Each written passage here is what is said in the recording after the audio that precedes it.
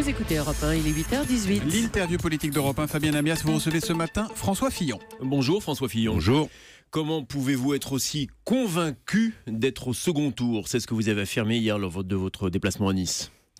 Parce que c'est ce que je sens sur le terrain depuis plusieurs semaines, parce que je connais la sociologie politique de mon pays, parce que je sais qu'il y a un électorat de la droite et du centre qui veut une alternance, parce que je sais qu'il n'y a pas 55% de révolutionnaires ou d'extrémistes en France, et que donc je n'accorde aucun crédit à des sondages qui reflètent plus des émotions que des réalités. Et qui pensez-vous ou souhaitez-vous affronter lors de ce second tour de l'élection présidentielle, si toutefois le scrutin dimanche vous donne raison ? J'ai aucun souhait et j'en sais rien parce que c'est les Français qui choisiront. Et donc je fais pas de pronostic, mais ma conviction, c'est que les Français veulent une alternance. Et il y a que moi qui propose une alternance. Il y a des alternances révolutionnaires ou des alternances radicales complètement hors de propos comme celle de Madame Le Pen, et puis il y a la poursuite de la politique actuelle avec Emmanuel Macron. Donc voilà, l'alternance, elle ne peut s'exprimer qu'à travers ma candidature. Il reste 5 jours pour convaincre avant le second tour. Est-ce qu'il faut durcir le ton ? Emmanuel Macron disait hier en parlant de vous, il attaque le cœur de la démocratie. Que lui répondez-vous ? Qu'il a perdu tout sang-froid. Et c'est d'ailleurs bien ce qui apparaît tout au long de cette campagne. C'est pas quelqu'un qui a du sang-froid. Moi, je n'ai pas changé de discours depuis des mois et des mois, depuis la primaire. Mon programme est le même, contrairement au sien qui n'arrête pas d'évoluer. Je traite les sujets de la même manière, j'ai les mêmes propositions.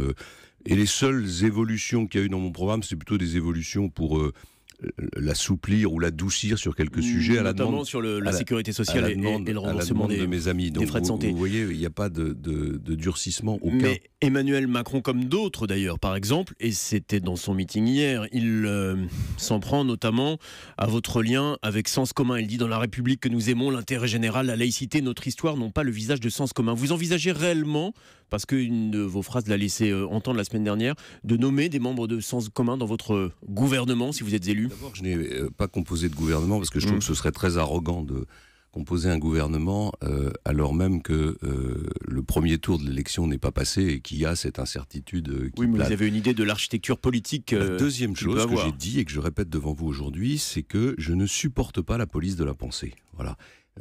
Il dit: j'ai dans ma majorité potentielle à la fois Sens commun et François Baroin, à la fois des gens qui sont très à droite et Nathalie Kosciusko-Morizet. Et ils ont tous vocation à faire partie de cette majorité, et donc ils ont tous vocation, le cas échéant, à faire partie du gouvernement. Et vous voyez, mais alors le flou par moment idéologique que vous reprochez à certains candidats, dont Emmanuel Macron, dont on ne sait pas forcément toujours où il se situe, est-ce que c'est pas le même que vous appliquez finalement en disant: je peux travailler avec un tel et une telle, même s'ils n'ont absolument pas les mêmes idées ? Mais bien sûr, c'est comme ça qu'on gouverne un pays, c'est en ayant une majorité de Français. Il n'y a pas de majorité de Français si on reste uniquement sur un créneau idéologique. Mais je vais ajouter une chose, c'est que je pense que si je gagne cette élection présidentielle, ça sera en grande partie à cause de cette police de la pensée. Je pense que les Français ne supportent pas cette idée qu'il y a des Français de seconde zone. Voilà, un Français de sens commun, comment dirais-je, un Mélenchonien, ça vaut 4 fois un Français de sens commun. Qu'est-ce que ça veut dire ? Mais c'est cette police de la pensée que vous dénoncez, et quand je parle de durcissement de la campagne, on l'entendait d'ailleurs à travers le reportage d'Aurélie Herbemont tout à l'heure dans le journal, où on voit notamment, on entend la presse se faire siffler dans vos meetings. Est-ce que ça, c'est quelque chose avec lequel vous vous sentez parfaitement à l'aise ? Est-ce que vous êtes avec vos militants là-dessus ? D'abord, si la presse se fait siffler, c'est pas à ma demande, hein. Au contraire, j'essaye à chaque fois de... Mais ça se passe quand même dans vos meetings, comme ça s'est oui. passé longtemps dans les meetings du Front National. D'ailleurs, aujourd'hui, on le retrouve chez vous. Oui, mais il faut juste vous aussi parfois vous poser la question de savoir si vous avez zéro responsabilité dans cette situation. Pendant 2 mois et demi ou 3 mois, on a fait du Fillon bashing. Tous les jours. La moindre information sortant des officines de Mediapart ou du Canard enchaîné, elle est sur vos antennes avant même que vous ayez vérifié qu'elle existe. Bon. Et qu'elle correspond à une réalité. Donc il y a un peu de colère chez des militants qui sont des hommes et des femmes engagés, qui ont eu l'impression à un moment que la victoire allait leur échapper, que l'alternance n'aurait pas lieu, que j'allais même peut-être être contraint à retirer ma candidature. Donc ils sont crispés, ils sont parfois très en colère. Et vous comprenez cette colère ? Et je la comprends, je l'excuse pas. Et c'est la vôtre aussi de colère ? Non, parce que mon objectif, c'est de gagner cette élection présidentielle et de diriger le pays. Et pour diriger le pays, il faut rassembler tout le monde. À Nice, hier soir, dans votre discours, vous avez placé l'identité au cœur de votre projet. Vous considérez aujourd'hui que l'identité française est menacée ? Il y a en tout cas une partie des intellectuels, des élites du pays qui considèrent que c'est quelque chose de dépassé, hein, et qui sont favorables à une forme de multiculturalisme, ou alors à un regard porté sur notre histoire qui est un regard qui est celui de la repentance et du regard pénitentiel. Moi, je pense que pour aller de l'avant, pour réussir, pour se donner un avenir, il faut qu'on soit fier de notre pays. Et pour être fier de notre pays, il faut regarder notre histoire avec un regard global. Et quand on regarde les grandes nations qui réussissent bien, on s'aperçoit que finalement, elles n'ont pas ce regard critique sur l'histoire, sur l'identité. On peut être à la fois fier de son passé et ouvert sur le monde. La France, c'est une nation européenne, puis en même temps, c'est une nation qui a une histoire universelle et une histoire unique. Et pour dire les choses clairement, puisque c'est l'un des sujets phares de cette élection présidentielle, est-ce que aujourd'hui, à vos yeux, l'immigration telle qu'elle est pratiquée en France menace nos racines ? Non, c'est pas l'immigration qui menace nos racines, c'est une forme de démission. Ou en tout cas les flux migratoires ou les volumes migratoires tels qu'ils sont aujourd'hui. Non, l'immigration doit être régulée parce que nous avons une situation économique, une situation sociale, une offre de logement, etc., qui ne nous permet pas d'accueillir autant de gens que ceux qui voudraient venir chez nous. Régulé, mais pardonnez-moi, régulé mais pas suspendu. Marine Le Pen encore proposait hier un moratoire immédiat sur l'immigration légale. On doit accueillir des étudiants, nos hôpitaux ne fonctionneraient plus s'il n'y avait pas des médecins étrangers. Donc on ne peut pas suspendre l'immigration. Il n'est pas question de suspendre l'immigration, il est question de la réguler, c'est-à-dire de faire voter. Moi, ce que je propose, c'est que comme au Canada, on fasse voter chaque année par le Parlement un quota maximum de personnes qu'on accueille en fonction de nos capacités. Mais ce qui menace notre identité, c'est pas l'immigration, c'est la démission de nos propres... C'est notre propre démission par rapport à notre identité et à nos valeurs et à notre histoire. Si on est fier de son identité, si on la défend, si on défend notre histoire, on intègre plus facilement les étrangers. Comment est-ce que vous voulez intégrer des étrangers si vous n'avez rien à leur offrir ? Vous ne pouvez pas leur dire bienvenue nulle part. Vous êtes dans un pays qui n'a pas d'histoire ou dont la seule histoire est une histoire qu'on critique. Donc voilà, il faut être fier de son histoire si on veut intégrer les étrangers. Hier soir, vous avez affirmé vouloir faire la guerre au totalitarisme islamique. Comment est-ce qu'on pratique cette guerre ? Est-ce que ça sous-entend qu'aujourd'hui, toutes les mesures ne sont pas prises pour lutter contre ce totalitarisme ? Oui, vous savez bien, je l'ai dit 20 fois, y compris sur votre antenne. La première chose à faire, c'est d'avoir une alliance internationale pour éradiquer pas seulement l'État islamique, mais tous ces mouvements qui, du Pakistan jusqu'à l'Afrique occidentale, essayent de prendre le pouvoir. Et pour ça, il faut accepter une alliance avec les Russes, avec les Iraniens, avec tous ceux qui sont en mesure... Mais si on reste sur notre territoire, François Fillon, est-ce qu'il faut, par exemple, et ça vous l'avez laissé entendre tout au long de votre campagne, et pour poser les choses clairement maintenant, puisqu'on vote dans 5 jours, est-ce qu'il faut envisager, par exemple, une mise sous tutelle des organisations qui encadrent l'islam en France ? Je vais beaucoup plus loin. Moi, je suis pour l'interdiction de tous les mouvements qui se réclament du salafisme ou des frères musulmans. C'est les mouvements qui prônent le djihad, en réalité, et qui attaquent les valeurs de la République et qui disent ouvertement que leur objectif, c'est de faire tomber un système, une démocratie qui ne correspond pas aux valeurs qui sont les siennes. Donc, il faut dissoudre ces mouvements-là.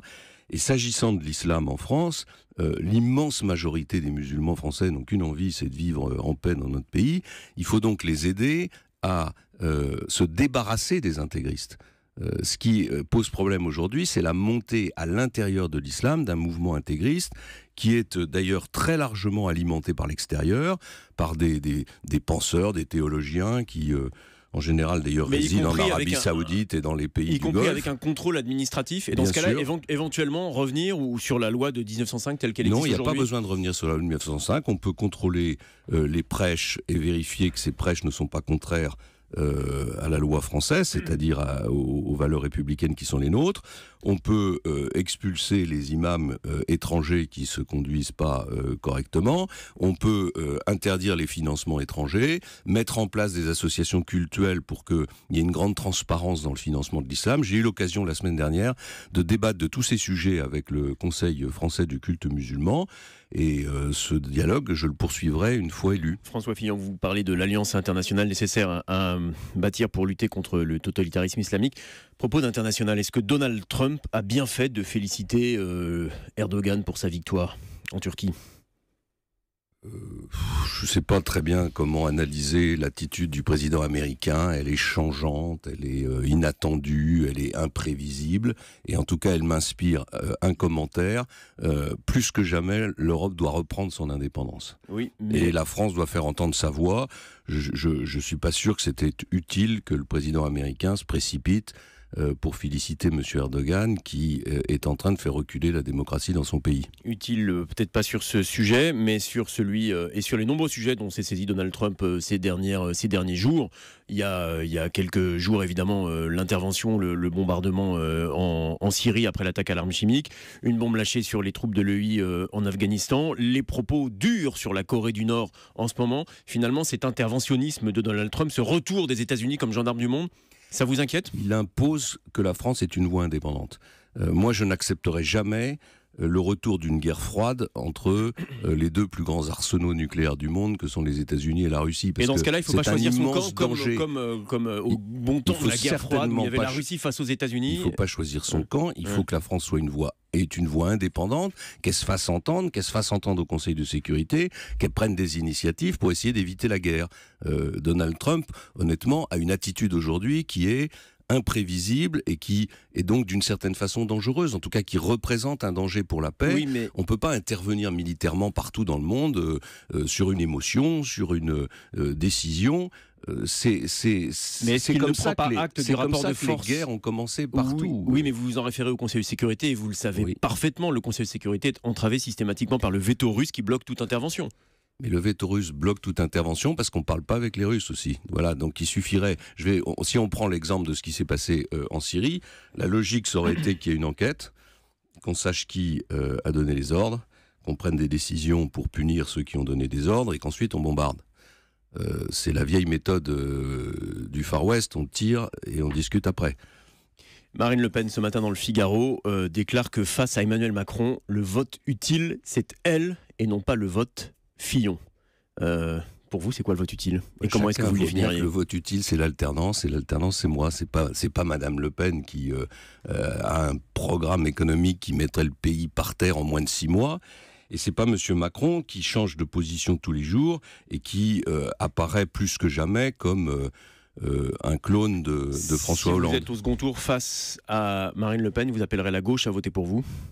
Et si je suis au second tour face à Marine Le Pen, les Français prendront leurs responsabilités. Il n'y a pas pour moi de gauche et de droite, il y a un peuple français et il se déterminera. Merci beaucoup François Fillon d'être venu ce matin en direct sur Europe 1 et à demain Fabien. À demain.